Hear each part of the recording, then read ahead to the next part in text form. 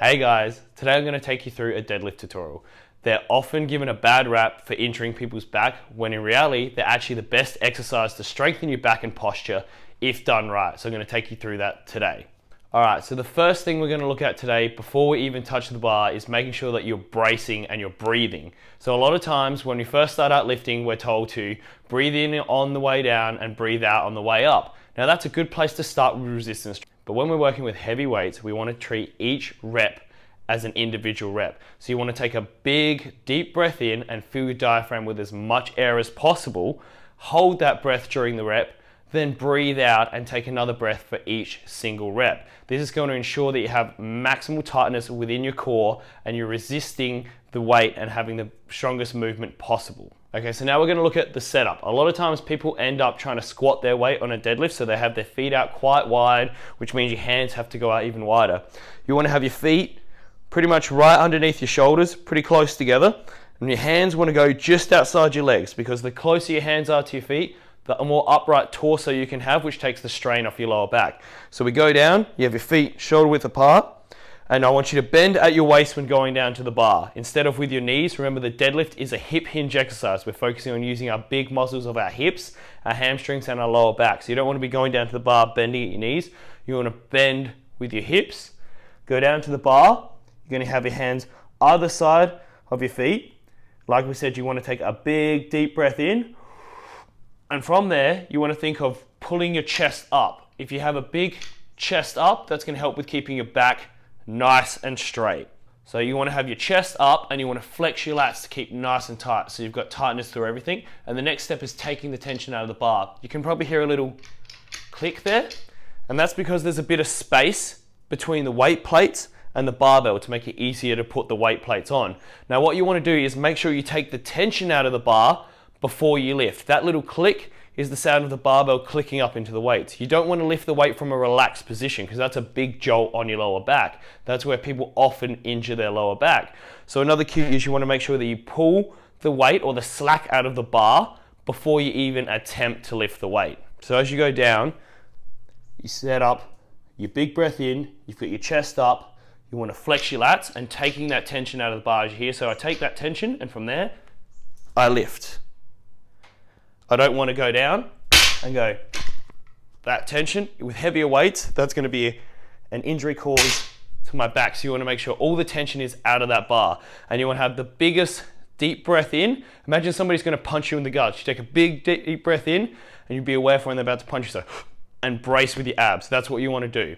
Now you want to treat each rep as its own individual rep in your sets. So every single time you want to reset and make sure you do everything right. You go down, hold on to the bar, take your big deep breath in, chest up, flex your lats and pull your butt down so your back's nice and straight, chest up, lift the weight up, nice, big and tall. Go down, another breath, reset, start again. Now, when it comes to lowering the weight, it's dependent on what your goal is. If we're looking for maximal strength, we just want to focus on the concentric and lifting as much weight as possible. So lift the weight up and then lower the weight as fast as possible while still being controlled. Don't just drop it. Whereas if your goal is looking to build as much muscle as possible, you want to slow the eccentric and control the weight on the way down to help create as much muscle damage as possible to help build as much muscle as possible. Alright, so now I want to show you from the side what it looks like to make sure you have a straight back, because often people are lifting with a rounded back, which is where injury is going to come into it. So if we take the same setup as before, feet right underneath yourself, hands bending at your waist first, coming down, hands just outside your feet. From there, you'll see that my back's quite rounded now. This is not a good place to lift from, but we haven't finished setting up yet. So you take your big deep breath in, chest up, butt down, flex your lats. Now my back's looking in a much better position to lift. From here, tension's out of the bar and up. Nice straight back. Again, if you want, lowering nice and slow, if you're trying to build as much muscle as possible, down to your starting position. And from there, big deep breath again, and up. That's what it should look like, keeping a nice straight back the whole time. This leads into one of the biggest mistakes I see people do all the time with the deadlift, which is how they're trying to squat the weight. So you can see it really easy from the side that a lot of times people end up trying to set themselves up with the bar way too far forward. Instead of loading up with their hips, they bend with their knees and they end up in a position like this. Now you can still have your back nice and straight, but you'll notice my knees are very bent in this position. When I go to lift, if we use all the other same cues, we can have a nice straight back and not too bad a movement. The problem with this is we're pretty much squatting the weight. We're focusing on using our quads a lot more than we are our hips. So your weight is going to be on your toes, pulling you forward, and your shins are quite far forward and creating quite a big angle at the knee. So the larger the angle at the knee, the more you're going to recruit your quads.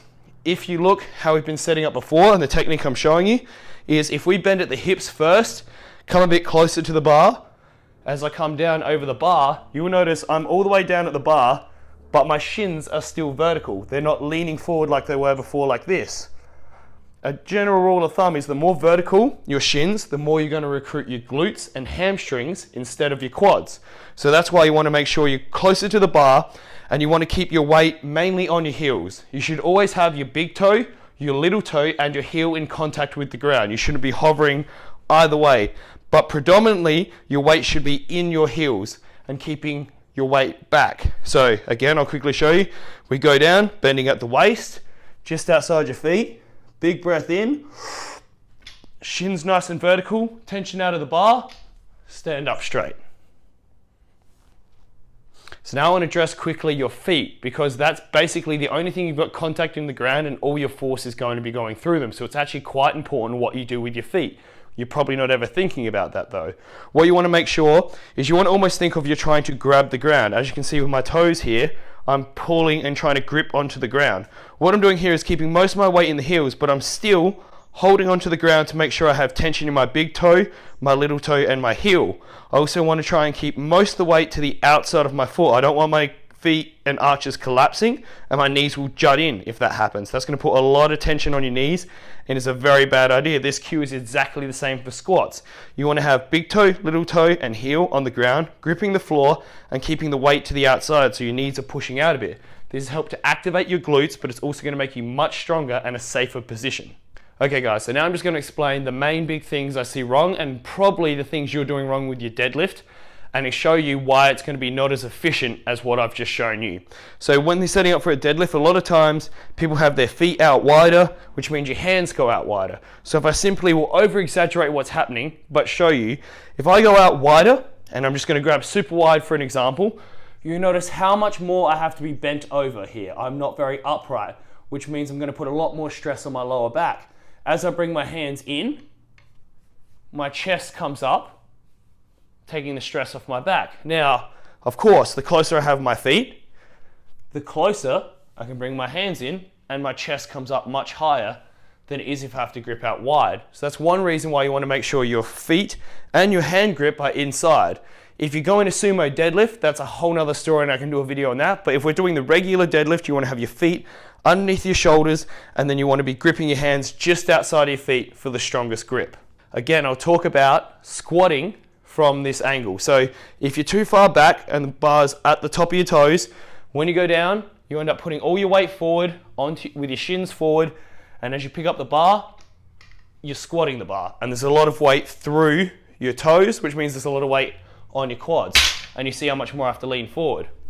If you stand in line with the bar, ideally, if you've got shoes on, where your laces start at your shoes is a good point to have the bar. When you look straight down, the bar should be straight over your laces is a good point. If you don't have shoes on, somewhere around where your toes end would be a pretty good point to start.